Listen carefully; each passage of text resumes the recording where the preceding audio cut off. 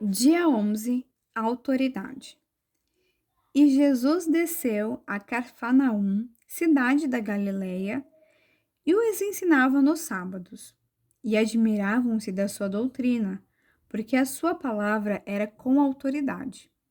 Lucas 4, 31, 32.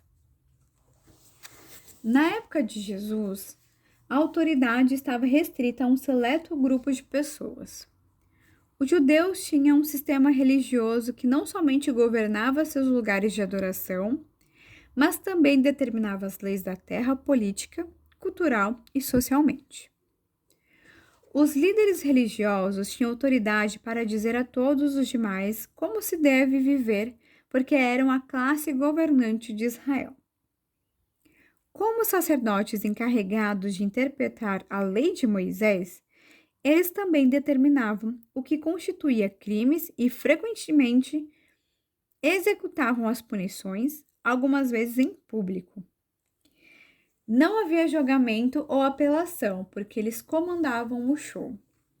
Assim, você pode imaginar quão desconcertante foi quando o filho de um carpinteiro deu uma reviravolta em sua máquina do governo bem engrenada. Além do que, o povo o amou. Avançando em um sistema demasiado rígido, não levou muito para que Jesus ganhasse respeito. E ao pôr do sol, todos os que tinham enfermos de várias doenças lhes traziam, e impondo as mãos sobre cada um deles, os curavam. Lucas 4,40. Sem dúvida, o ato da cura arrastava multidões de pessoas até Jesus. Mas a Bíblia reiteradamente diz que eles também estavam maravilhados com a autoridade com a qual ele falava e que pessoas vinham de muito longe para ouvi-lo. Como uma pessoa deve parecer para conquistar admiração? Ele fala com autoridade. É uma observação bem específica e as pessoas a faziam repetidamente. E um alerta de spoiler: a maneira como ele falava foi o que levou a ser morto. Os líderes religiosos ficaram aterrorizados com o fato de estarem perdendo seu poder, e somente alguém com uma autoridade superior a deles poderia ameaçá-lo. Em Lucas 21, 2, registra um desses enfrentamentos.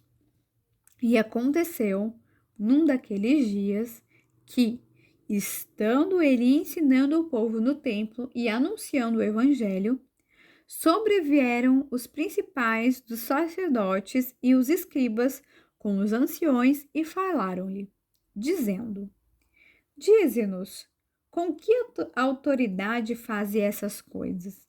Ou quem é que te deu essa autoridade?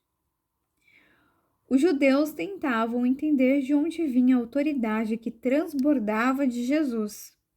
Quem a conferiu? Quem o ensinou a falar desta maneira? O que lhe dá o direito de vir em nosso território e ensinar o nosso povo? Sua resposta foi simples, mas selaria seu destino. Em verdade vos digo que, antes que Abraão existisse, eu sou. João 8,58. E ali estava a alegação que levou tanto a maneira como Jesus falava e a reação que ele recebeu a fazer sentido.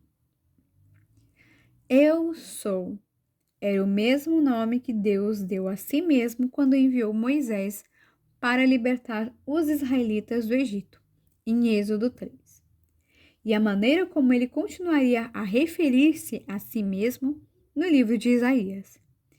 E seus ouvintes eram bem versados nas escrituras, às quais ele se referiu. Dito simplesmente, Jesus falou de sua própria autoridade. Naturalmente, ele nunca se perdeu ao responder as perguntas ou a interpretar a lei. Ele a escreveu. Obviamente, ele não temia os romanos ou qualquer outro governante. Impérios ascendem e caem por sua palavra. A autoridade com a qual ele falava era a sua própria. Ele é quem sussurrou ao mundo para que existisse, que mantém as montanhas em seus lugares, que ordena as marés que subam e os jardins que floresçam, que criou todas as coisas, que ressuscitou dentre os mortos, e todos nós prestaremos contas a ele um dia. Assim, sua pregação valia a viagem.